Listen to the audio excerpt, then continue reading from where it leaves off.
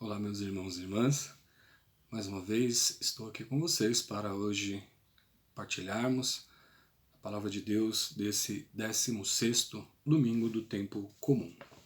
E hoje, na primeira leitura, nós vamos partilhar do livro da Sabedoria, capítulo 12, versículo 13 e do 16 ao 19.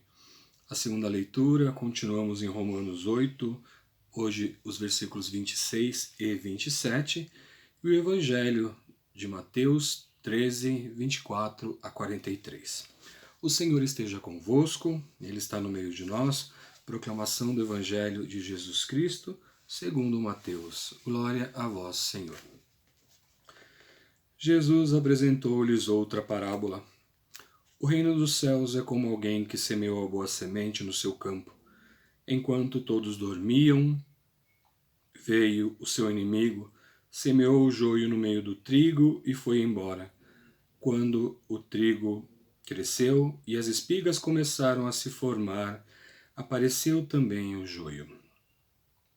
Os servos foram procurar o dono e lhe disseram: Senhor, não semeaste boa semente no teu campo?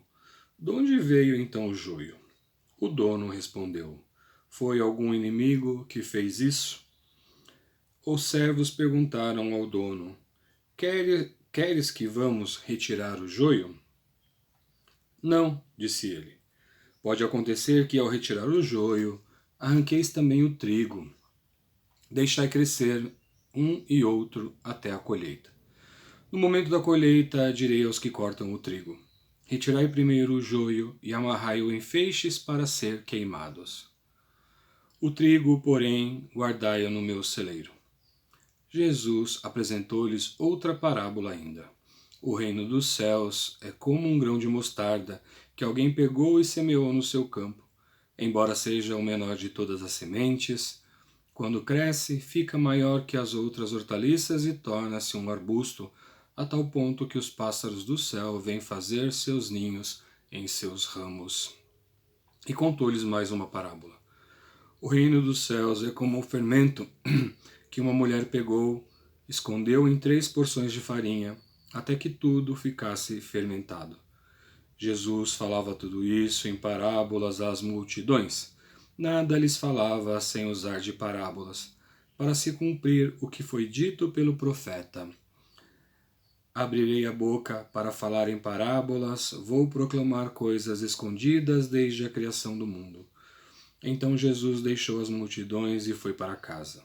Seus discípulos aproximaram-se dele e disseram: Explica-nos a parábola do joio.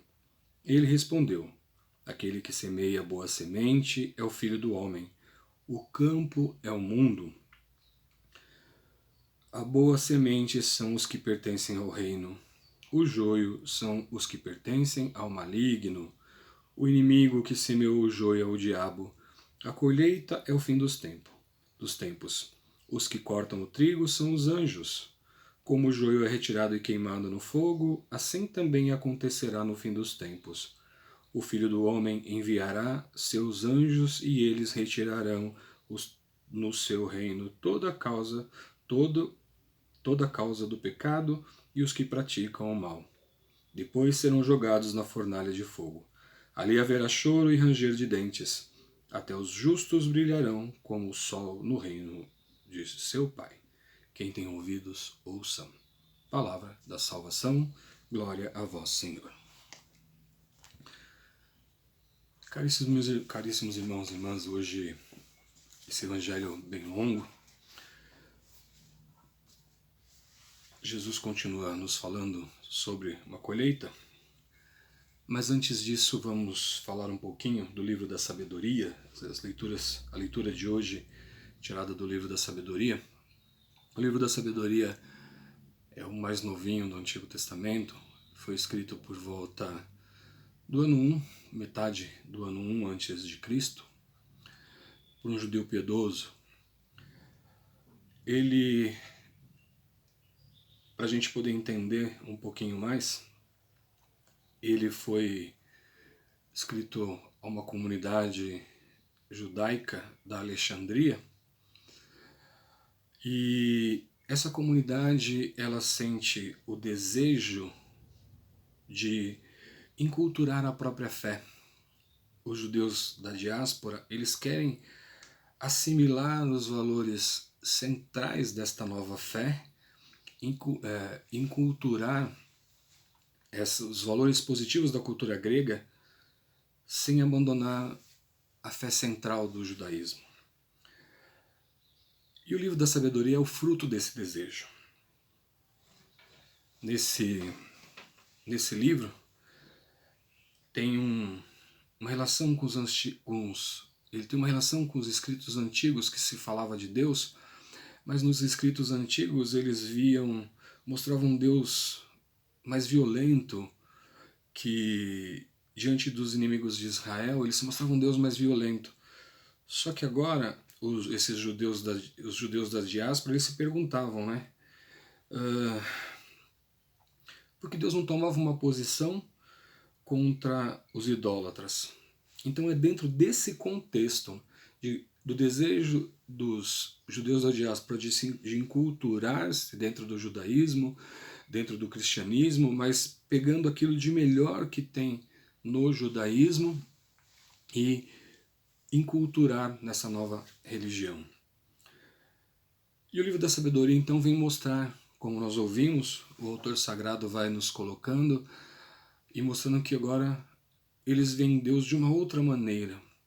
Deus é um Deus generoso, é um Deus que acolhe, é um Deus que é um Deus diferente desse Deus que eles viam lá atrás.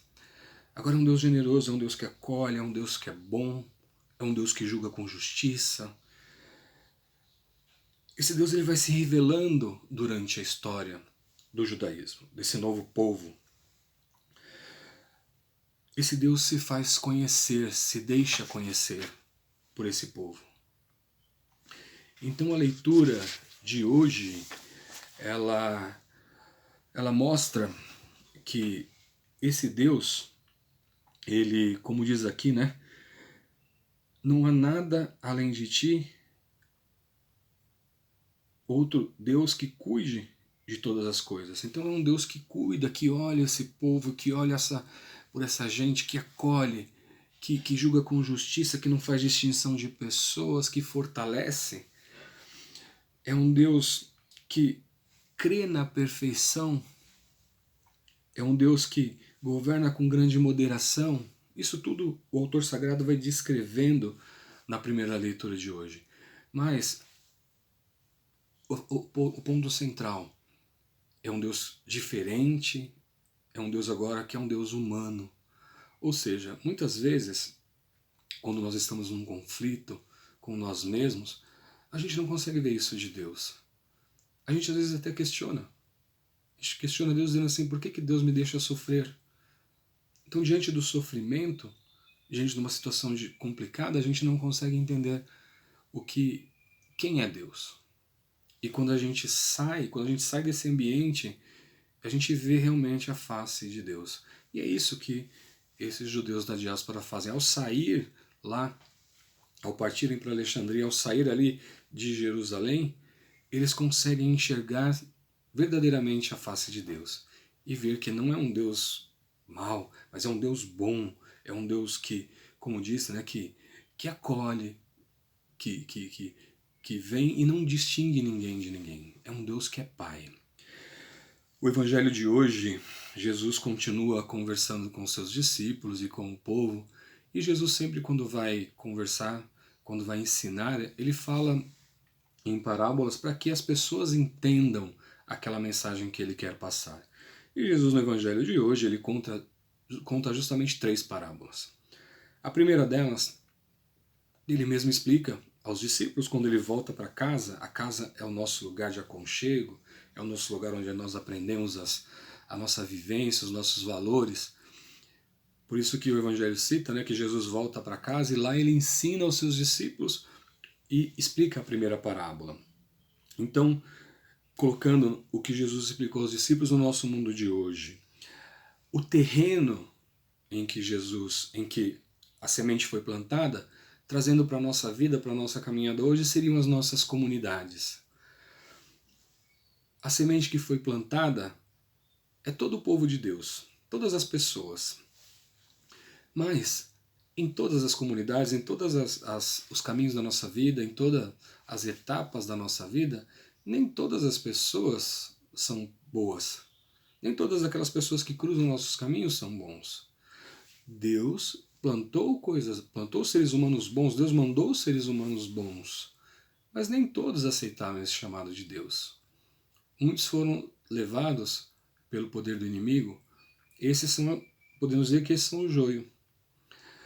Depois, quando os ceifeiros vêm, eles vão questionar o dono da colheita, o dono do terreno, o dono da colheita. Quem é esse? É Jesus? E vendo que a plantação não cresceu só boa, o que eles querem? Arrancar aqueles que não são bons. E aí, trazendo isso para o nosso dia, quem são esses? São aqueles que, vendo as pessoas ruins que atravessam a nossa vida, que estão dentro da comunidade, isso o que é? É aquele desejo em nós de arrancar essas pessoas, de fazer justiça com as nossas próprias mãos. E aí Jesus vai dizer, não, não façam isso. Não façam isso. Nós não temos o direito de fazer justiça com as nossas próprias mãos. Mesmo que essas pessoas estão infiltradas dentro das nossas comunidades hoje em dia, nós não podemos fazer isso. Porque Jesus, o que ele vai dizer? Deixa estar. Porque na hora da colheita, se a gente fizer isso, pode ser que a gente arranque o trigo. O que é o trigo? São os bons frutos da colheita. Pode ser que numa dessa, a gente acaba levando alguém que é bom, que está engajado dentro da comunidade junto. Então o que a gente vai fazer? Deixa. Porque na hora da colheita, ou seja, na hora que Jesus voltar, o que vai acontecer? Esses vão ser tirados. E só aqueles que fizeram a sua caminhada baseado nos ensinamentos de Jesus são os que serão levados. E Jesus diz, esse joio vai ser amarrado, os meus anjos virão e serão amarrados e jogados na fornalha. E Jesus ainda diz, aí haverá choro e ranger de dentes. Ou seja, aqueles que vivem não conforme os ensinamentos de Jesus, mas conforme as coisas do mundo, serão jogados na fornalha. Aqueles que não vivem conforme Jesus nos ensina, no juízo final, vão ser julgados segundo aquilo que eles viveram. E Jesus diz, aí haverá choro e ranger de dentes.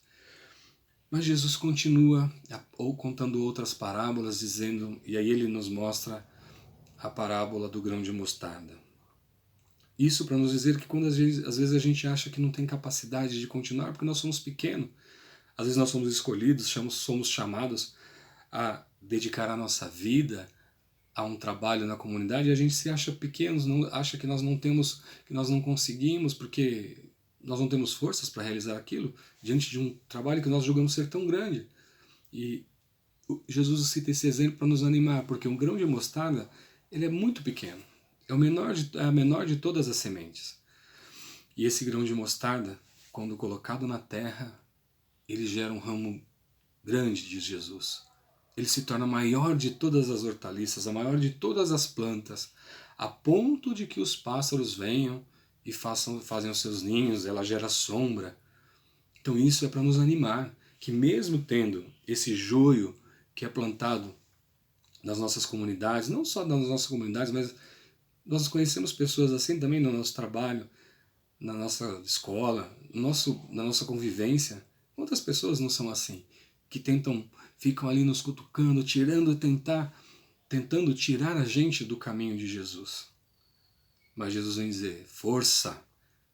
Tudo aquilo que você pode se sentir pequeno, mas você consegue. E com esse exemplo do grão de mostarda, é isso que Jesus quer dizer. Você não é pequeno, porque se você tem força para seguir na sua luta.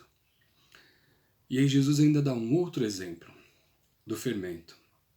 3 medidas de farinha eram aproximadamente 43 quilos. Então imagina, 43 quilos de farinha que eram colocadas para fazer a massa e uma porção de fermento. Com certeza o fermento vai sumir nesse tanto de farinha. A gente não vai enxergar, né, o fermento. Só que é o fermento, essa porção pequena, que vai fazer a farinha crescer. sem o fermento, a farinha não faz com que a massa não cresce. A farinha fica sendo só farinha e não gera massa. Proporcionalmente, a farinha é muito maior. Só que essa quantidade pequena de fermento numa grande quantidade de farinha faz com que ela vire uma massa grande e que isso se transforme em pão. Mais uma vez, Jesus quer dizer para nós: força, você pode. Contra as maiores tribulações, você é forte. Você consegue vencer. Porque eu ensinei para você como fazer e você vai conseguir vencer. Perante aos grandes desafios, não desanime, continue, força que você vai conseguir. E por fim, queridos irmãos e irmãs, na segunda leitura nós continuamos meditando o capítulo 8 da Carta aos Romanos, hoje 2 pequenos versículos, e São Paulo continua falando da força do Espírito Santo, o que ele faz nas nossas vidas. E hoje ele diz que o Espírito sempre vem em nosso socorro, que nós não sabemos pedir, nós não sabemos como pedir, mas o Espírito Santo sabe. Quando nós pedimos a sua intercessão, ele vem, ele reconhece, ele sabe das nossas necessidades e ele intercede por nós. Diz aqui no versículo 26, pois não sabemos o que pedir nem como pedir. É o próprio Espírito que intercede em nosso favor com gemidos inefáveis.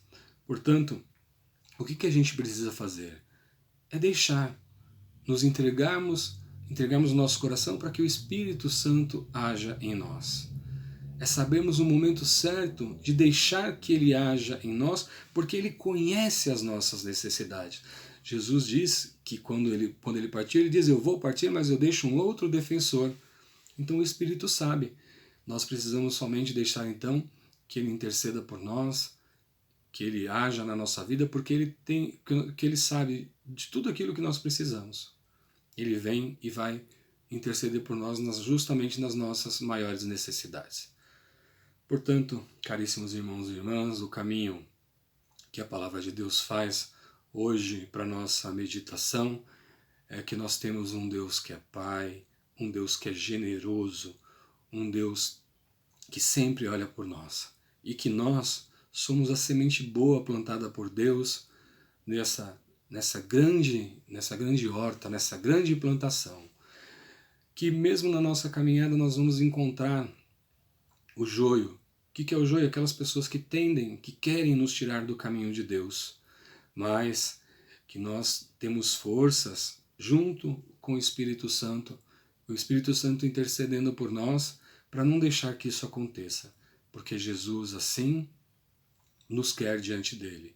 Nós somente temos que deixar o Espírito agir na nossa vida e nós vamos conseguir que tudo isso não nos afaste de Deus e nem do projeto que Deus tem para todos nós. Louvado seja nosso Senhor Jesus Cristo, para sempre seja louvado.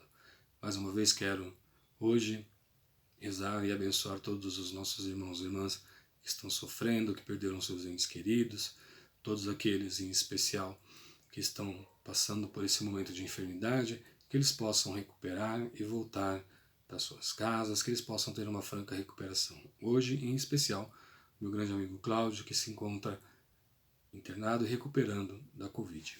O Senhor esteja convosco, Ele está no meio de nós, pela intercessão de Maria Santíssima, dos anjos e santos de Deus, abençoe-vos o Deus Todo-Poderoso, Pai, Filho e Espírito Santo. Amém.